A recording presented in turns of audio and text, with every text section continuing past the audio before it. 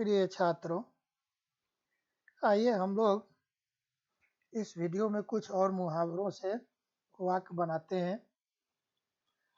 जैसा कि आप यहाँ देख रहे हैं, पहले मुहावरा में लिखा हुआ है कुत्ते की मौत मरना। अब मरते तो सभी ही हैं, सभी को एक दिन मरना ही है, लेकिन यहाँ कुत्ते की मौत कही जा रही है। कुत्ते की मौत से मतलब है कि बुरी हालत में मरना। आप देखते होंगे कभी कभी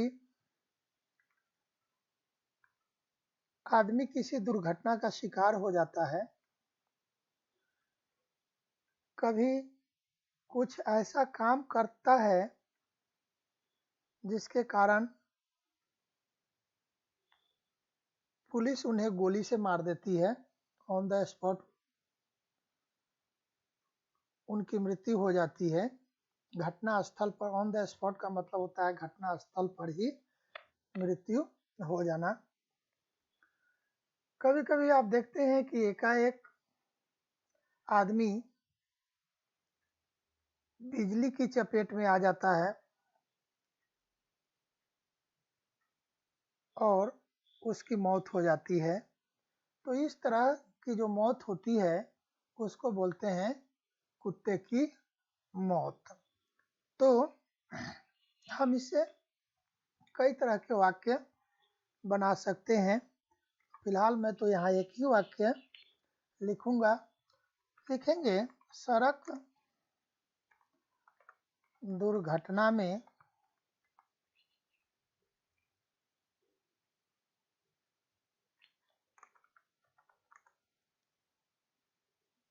वह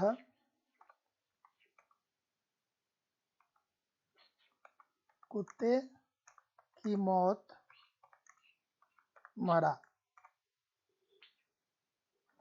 दूसरा लिख ही देता हूँ,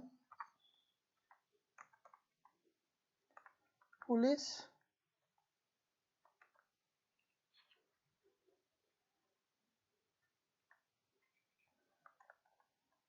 एनकाउंटर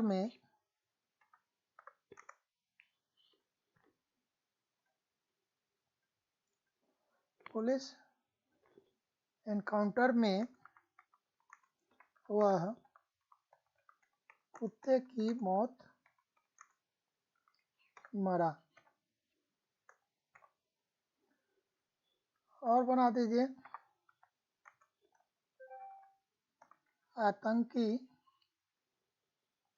आतंकवादी लिख लीजिए। प्रायः, सभी नहीं, प्रायः कुत्ते की मौत मरते हैं। मौत का स्पेलिंग हम लोग ठीक कर लेंगे। अब है यहाँ दूसरा, कोल्हू का बैल, रात दिन मेहनत करते रहने वाला, इसको बोलते हैं कोल्हू का बैल। पहले के ज़माने में कोल्हू से तेल निकाला जाता था और उस कोल्हू में जो जुआ लगा हुआ होता था उसको लेकर के घूमने और घुमाने का काम बैल करता रहता था और वो एक ही जगह घूमता रहता था और दिन भर वह घूमता ही रहता था। तो इस तरह से जो व्यक्ति एक ही जगह रहता है और खटता रहता है, काम करता रहता है, वैसे व्यक्ति के लिए हम लोग कोल्हू का बैल शब्द का प्रयोग, मुहावरा का प्रयोग करते हैं। तो यहाँ हम लोग लिखेंगे, राम कोल्हू का बैल है, तभी तो लगातार ऑफिस के कामों में उलझा रहता है। आइए देखते हैं, कागजी घोड़ा दौड़ाना, इसका मतलब होता है लिखा पढ़ी से काम चलाना, और उसके लिए जो सही प्रयास होना चाहिए वह प्रयास न करना। तो हम लिखेंगे आजकल ऑफिस का काम कराने के लिए केवल कागजी घोड़ा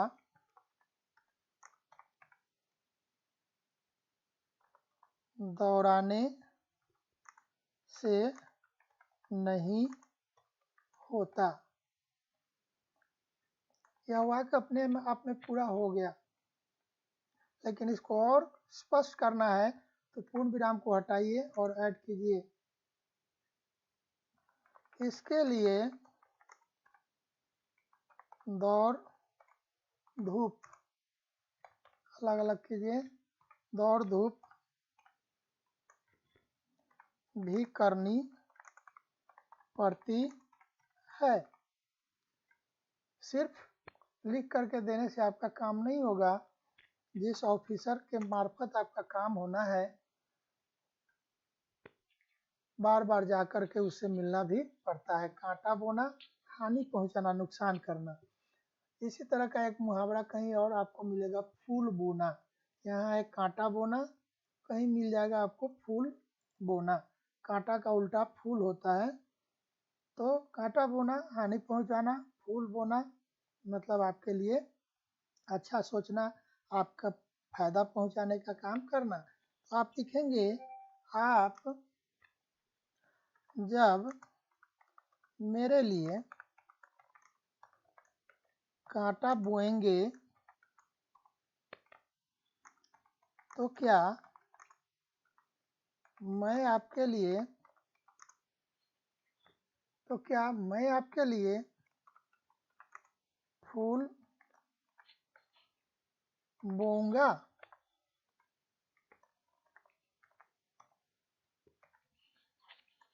तो इस तरह से यह वाक्य हो गया। यदि आप किसी के लिए कांटा बोएंगे तो वास्तव में वह आपके लिए फूल नहीं बोएगा। कान खाने को दौड़ना,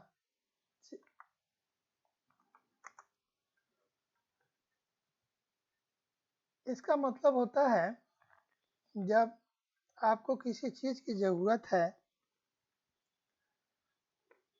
और किसी व्यक्ति ने आपको आश्वासन दिया है कि ठीक है मैं आ रहा हूँ और यह चीज करके आऊँगा या यह चीज लेकर के आऊँगा, तो ऐसी परिस्थिति में वह इस तरह के मुहावरे का प्रयोग करता है। प्रायः इसको लिया जाता है कि बच्चे प्रायः अपने पिताजी से किसी न किसी चीज की मांग करते हैं और पिताजी आश्वासन देते हैं कि ठीक है मैं बाजार जा रहा हूँ और वहाँ से वह चीज लेकर के आऊँगा।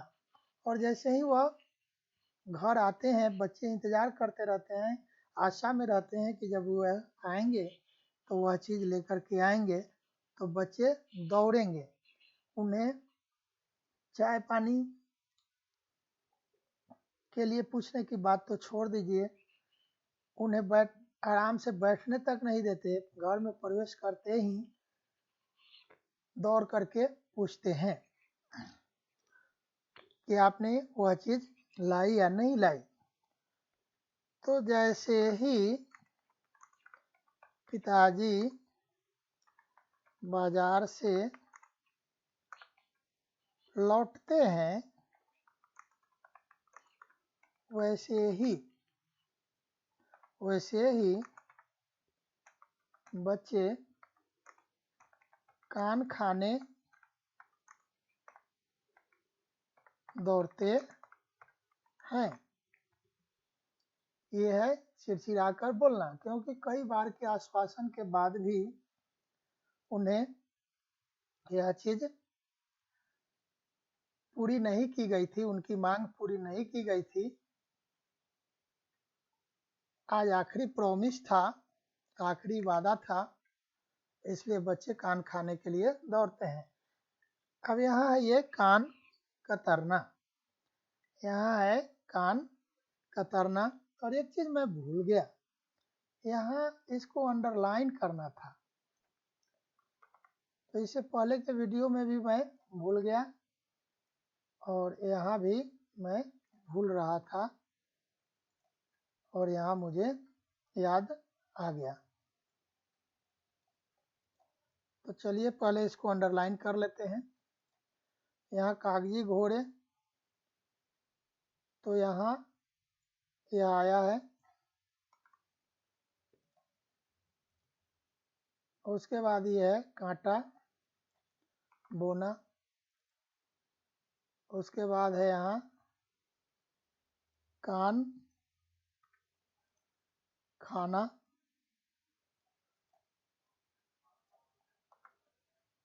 अब आइए हम लोग यहाँ देखते हैं कान कतरना, अधिक होशियार होना। लिखेंगे हम लोग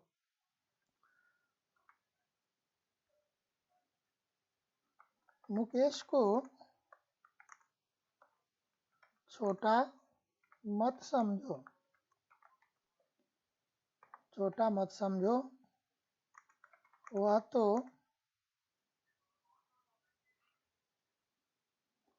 बड़ों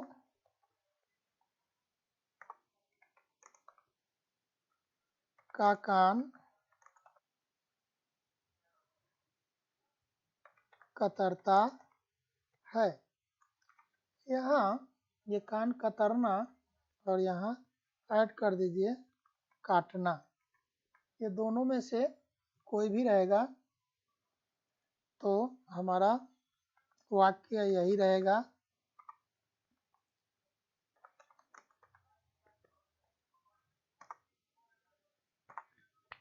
तो हम इसको अंडरलाइन करते हैं। आगे आइए, कान काटना, अभी वो तो नीचे आ ही गया।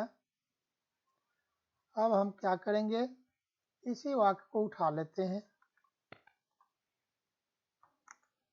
और यहाँ डाल देते हैं और इसको हटा देते हैं और यह हमारा वाक्य हो गया।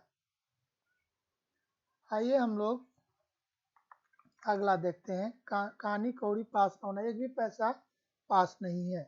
लिखेंगे राम के पास कानी कौड़ी भी नहीं है, वह व्यापार कैसे करेगा।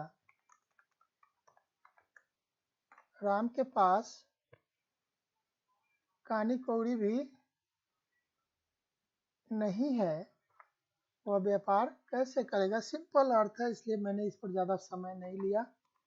अगला देखते हैं, कुएं में भंग पड़ी। कहने का मतलब कि सबकी बुद्धि भ्रष्ट हो गई है, कोई भी समझने का नाम नहीं ले रहा है।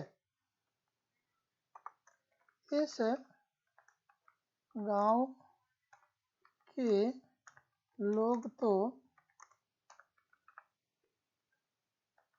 किसी का सुनते नहीं।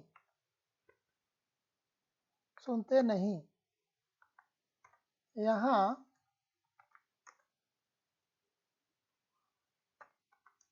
कुएं में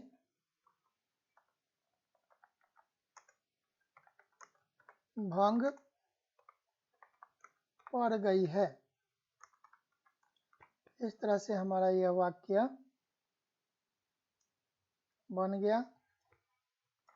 आइए अगला देखते हैं।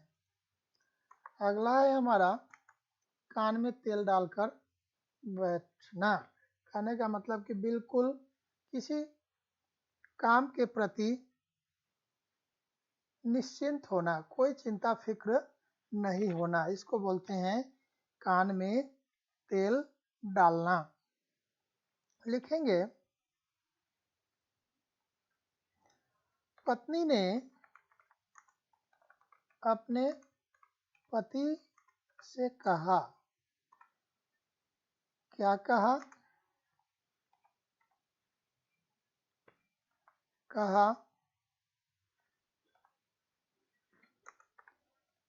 बेटी सयानी हो गई, तुम उसके विवाह के लिए सोचते नहीं और कान में तेल डालकर बैठे हो। ये व्यवहारिक बात है। ऐसे हम इसे छोटा वाक्य बना सकते हैं, लेकिन यह व्यवहारिक है। यह प्रायः हमें अपने समाज में सुनने को मिल जाता है। यह प्रायः हमें अपने समाज में देखने सुनने को मिल जाता है। काटो तो खून नहीं।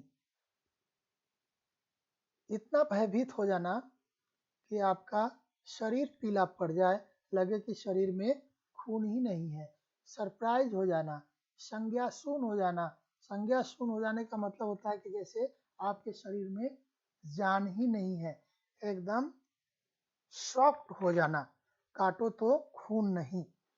तो इतनी छोटे से बालक के मुंह से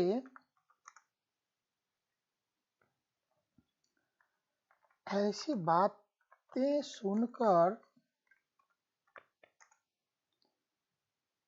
तो मैं ऐसा हो गया मानो काटो तो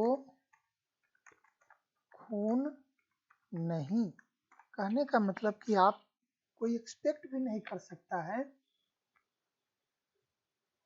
कि इतना छोटा बालक इस तरह की बात कह सकता है। तो यह तो हो गया विस्मित होने से। अब दूसरा वाक्य बनाइए। आप भयभीत हो गए। बाघ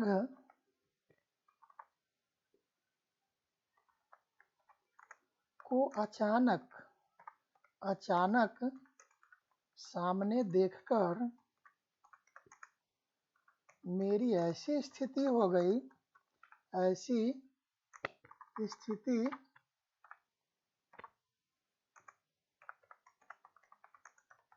हो गई मानो काटो तो खून नहीं। इस तरह से यह हो गया। अब आइए कलेजा खाना, और यहाँ ये कान खाना। ये देखिए नीचे कान खाना और यहाँ देखिए कलेजा खाना। दोनों का एक ही अर्थ है, अत्यधिक तंग करना। बच्चे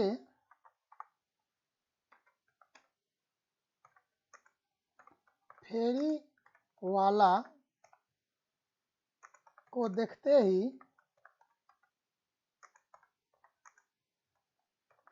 अपनी माँ का कलेजा खाना शुरू कर देते हैं।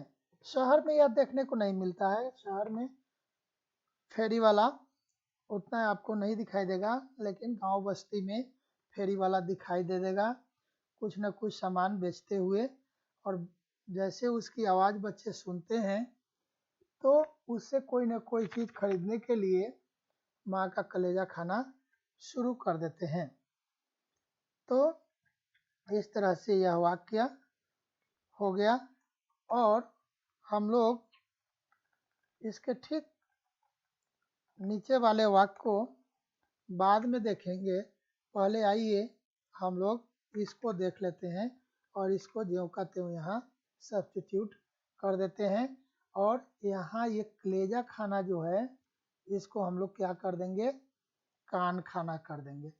और यहाँ यह वाक्य बन गया, यहाँ यह वाक्य बन गया और यहाँ ये देखिए ये वाक्य बन गया।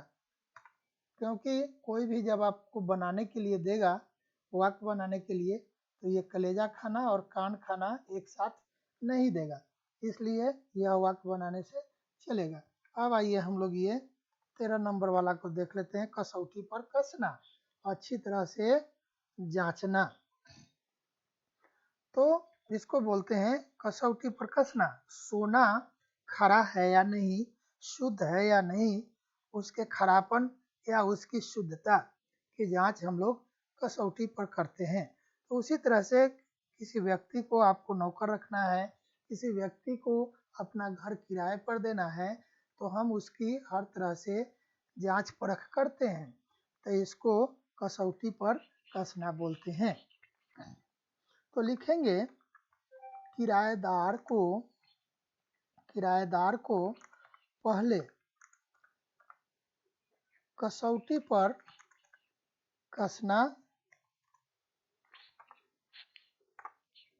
कसना चाहिए, उसके बाद ही घर किराए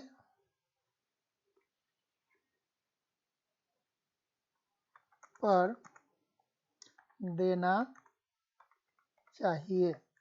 इस तरह से यह हमारा वाक्य हो जाता है। आइए अब हम लोग 14 नंबर तो पहले ही देख चुके थे 12 नंबर के साथ, ये 14 नंबर और ये 12 नंबर और 14 नंबर एक ही था, तो इसको हम लोग देख चुके थे। लेकिन यहाँ भूल गया ये कसौटी पर कसना अंडरलाइन करना। आया, देखिए अब हम लोग देखते हैं काया पलट होना, बिल्कुल परिवर्तित हो जाना। मतलब पहले जिस अवस्था में आप थे, शारीरिक बनावट जो आपकी पहले थी, अब वह बिल्कुल नहीं रही, बिल्कुल आप बदल गए। तो ये काया पलट हो जाना परिवर्तन के सेंस में है, लेकिन अच्छा सेंस में है, बुरे सेंस में नहीं है। जब आपकी तरक्की हो जाती है, आपका शरीर लग जाता है, उस सेंस में हम काया पलट का प्रयोग करते हैं।